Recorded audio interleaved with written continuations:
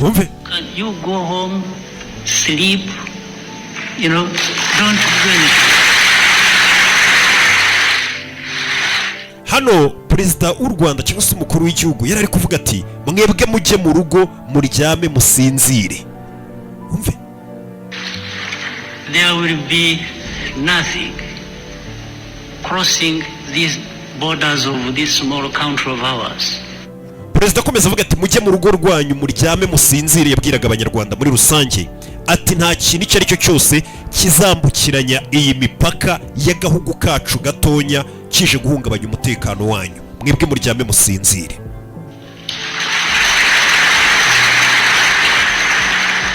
Anybody attempts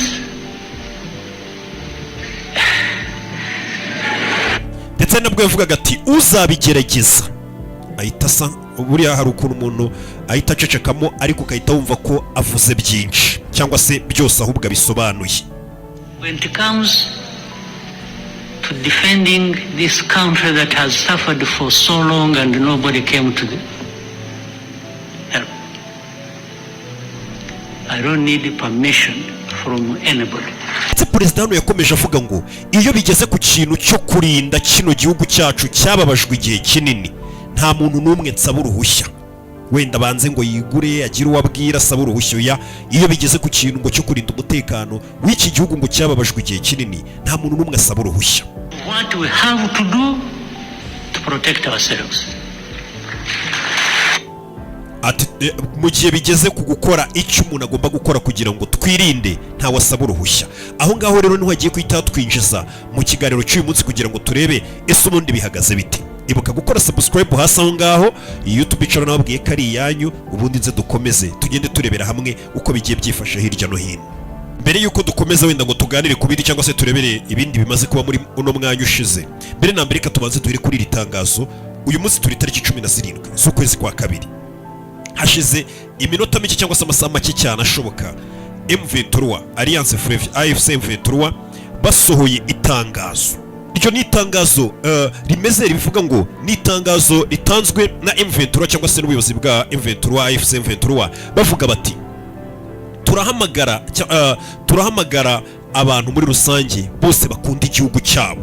Ati by'umwihariko turahamagara abanyepolitike bahemukiwe nyine na leta ya Kongo ndetse n'abagiye mu buhungiro birukawe na leta ya Kongo. Ati turamagara abanyepolitike bose n'abandi bantu ku giti cyabo bose, amatsinda aharanira uburenganzira bwayo yirwana uburenganzira bwayo ari muri Repubulika ya Demokarasi ya Kongo.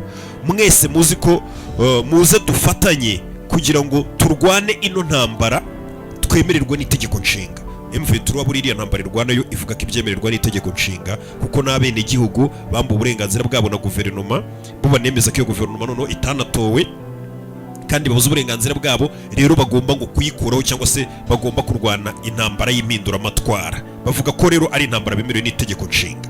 Hano niyo mpamvu bavugaga ngo turagira ngo mwese muze iyo mitwe yose iri muri Kongo yagiye ihemukirwa n'ubutegetsi ndetse n'imitwe ya politike bose baze bafatanye na M23 kugira ngo igihugu cyabo bakibohore. Ni itangazo rihamagara abantu bose batavuga rumwe na leta ya Tshisekedi.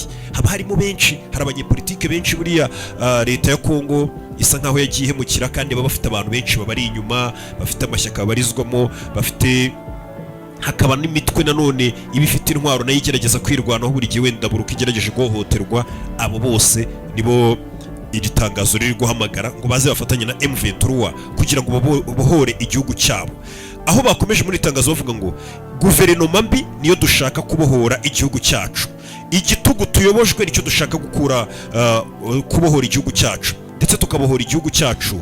Iyi ruswa irangwamo intambara z'amoko, kurobanura abantu bitewe n'ubwoko, ibyo nabyo tubice muri iyi guverinoma ya Tshisekedi, ndetse no kwikubira umutungo w'igihugu. Ugasanga nyine umutungo w'igihugu ntago wubaka igihugu ahubwo ukoreshwa n'imiryango imwe n'imwe cyangwa se n'abantu runaka. Biri mu bintu Tshisekedi yagiye ashinjwa cyane na famiye ye. Ati ibyo byose tukabibohora igihugu cyacu, ndetse tukabohora igihugu cyacu ibyaha bikorwa mu gihugu byatewe inkunga na leta cyangwa se leta ibyihishe inyuma, ndetse tugabohora igihugu cyacu ibyaha byo bikorerwa inyoko muntu ndetse n'ivangurwa iryo ari ryo ryose rikorerwa kominote runaka ziri muri Kongo cyangwa abantu runaka bose bajya bavangurwa bakorerwa ivangurwa. Ibyo byose tubibohora igihugu cyacu.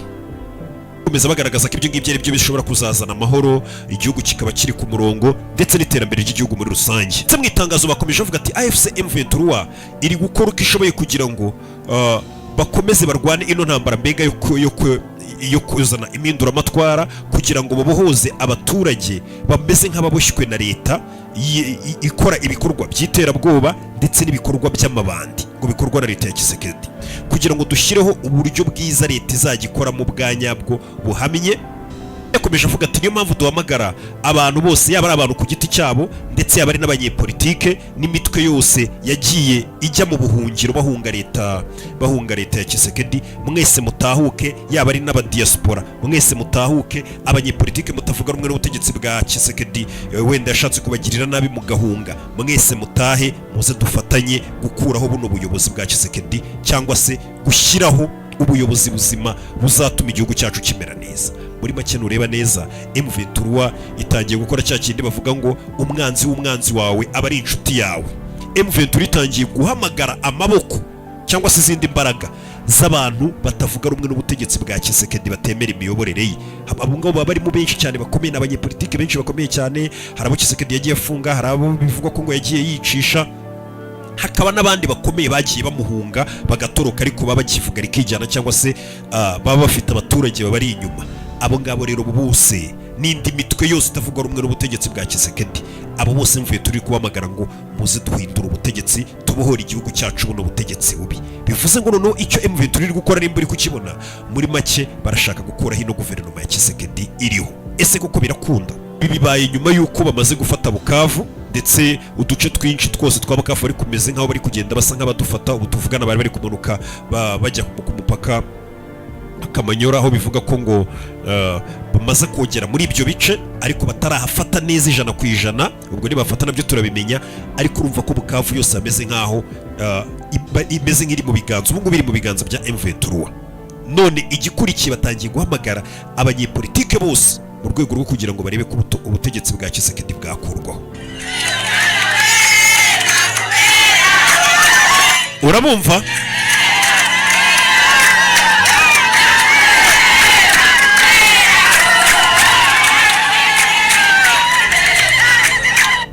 Abangaba babita ngo n'ubwoko bw'abashi cyangwa se bitwa ngo nabashi baba mu gihugu cya Kongo. Bavuga n'ikirimi bari kuririmba, urumva ko bari kuririmba mu kirimi bita ngo ni igishi, nimba ubwo twakwita igishi cyangwa se nimba ari abashi, ubwo niko urwo rurimi rwitwa, ni narwo bari kuririmbamo. N'abantu bari kwakira M23 ubwo yari igeze ahitwa ngo Nyangezi, n'abari bahageze ba M23 uko bakomeje kugenda bafuta hirya no hino, abaturage baho nabo babakiriye neza cyane.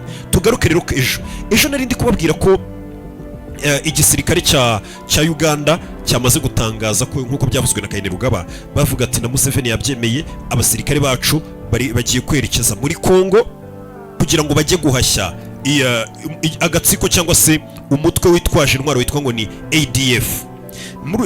Bidatinze abasirikare kuko b'Ubugande bamaze kugera muri Kongo. Abayobozi bakomeye b'igisirikare cya Uganda uyu munsi bagaragaye bari muri Kongo, ariko nanone bahuje imbaraga n'igisirikare cya Kongo, ndetse ubona ko bahuye bakaganira ku mikoranire. Abaturage bari bamutangiye kugira ubwoba bavuga bati ese abasirikare b'Ubugande baje mu ruhe rwego bimeze bite, leta ya Kongo bari kubivugaho iki?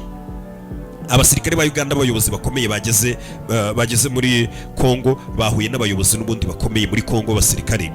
Nibwo igisirikare cya Kongo cyaje gutangaza itangazo rivuga ngo leta ya Kongo, igisirikare cyangwa cyase cya Kongo kirabwira abaturage ko mugomba gutuza ndetse mugakomeza akazi kanyu, ntimwikange ngo nuko mubonye ingabo z'Abagande zageze muri Kongo, ntimugire ikibazo, mukomeza akazi kanyu nk'ibisanzwe.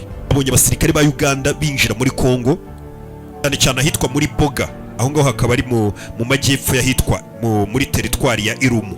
Abasirikare ba Uganda niho binjiriye. Igisirikare cya Kongo cyavuze ati bano turi kumwe, twaganiriye, dufitanye ibiganiro, ntimugire ikibazo. Inama yabaye kuri uyu wa mbere ibera ahitwa Boga, ibirometero ibirometero 120 uvuye muri Bunia ariho hari wa mutwe wa ADF. Leta ya Uganda cyangwa se abasirikare ba Uganda bavuga ngo hari kwicwa y'abantu benshi cyane b'abahima, tugomba kujya kubabohoza cyangwa se tugomba kujya kubatabara. Inama y'abasirikare ba Uganda n'abasirikare ba Kongo bamaze guhuza baganiriye yabereye mu birometero 120 ahitwa Boga, ubwo ngubwo uvuye kugira ngo ugere Bunia aho bagomba kujya kurwanya uwo mutwe witwa ADF. Ndetse ngo mu byo baganiriye igisirikare cya FARDC ubwo ni cya Kongo cyaganiriye n'abasirikare ba Uganda, bemeza ko bagiye guhuza imbaraga bagafatanya kugira ngo barwane izo nyeshyamba ziri kwica abantu z'igisirikare cyangwa se mbare z'umutwe witwa ADF ukomeje kwica abantu. Ibi nanone byaje kwemezwa n'umuvugizi w'igisirikare cya FARDC mu gace bita Ituri ariwe bita Jules Ngongo. Ndetse yaje kuvuga ati kuba twahuje ingabo zacu n'iza Uganda zinjiye muri Kongo kugira ngo dufatanye turwanye izo nyeshyamba za ADF zikomeje babita ngo nibye bikomeje kwica abantu, ati ntimubigireho ikibazo ni ibintu bisanzwe, kandi kuba FARDC iri gufatanya n'abasirikare ba Uganda ni mu rwego rwo kugira ngo tugarure amahoro arambye by'umwihariko mu gace kacu mu karere kacu, ndetse n'umutekano w'abasivile ubashe kurindwa. Ese bisobanuye iki kuba igisirikare cya Uganda cyahuje amaboko n'igisirikare cya Kongo? Ndetse nanone ikindi gihari ubu tuvugana ngo impunzi z'abanyekongo zari zahunze, hari izivuye i Burundi, ngira ngo hari impunzi twumvishe ziri Burundi, hari abari bahungiye i Burundi, hari n'abandi bari bahungiye mu Rwanda. Izo mpunzi zose ngo ubu ngubu ziri gutaha, bamwe muri bo babashije kuba bataha aho binjiye kuri Rusizi ya mbere, bataha basubira i Bukavu kuko bumvishe ko i Bukavu wambukiye kuri Rusizi ya mbere ngo hari amahoro nta kibazo kiriyo. Ahasigaye nkaho hatarafatwa neza, isa nkaho hakiyumvikana amasasu ni ku mupaka wa Kamanyura, ariko ahandi hose ngo nta ribi. Bivuze ngo abaturage batangiye gutahuka b'abanyekongo bavuga ngo reka dusubire muri Bukavu yacu, nta mpamvu yo kuguma mu buhungiro.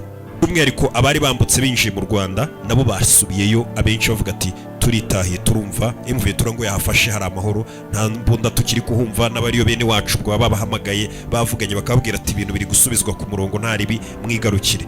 Batagiye gutaha, ubwo dushobora kubona gusubirayo kwa benshi wenda ku munsi w'ejo cyangwa se nta wamenya hatageze igihinduka. Ibuka gukora subscribe aho hasi, ndaje tujye mu bindi bintu dukomeze twiganirire kuri ya YouTube channel yanyu. Ciao ciao.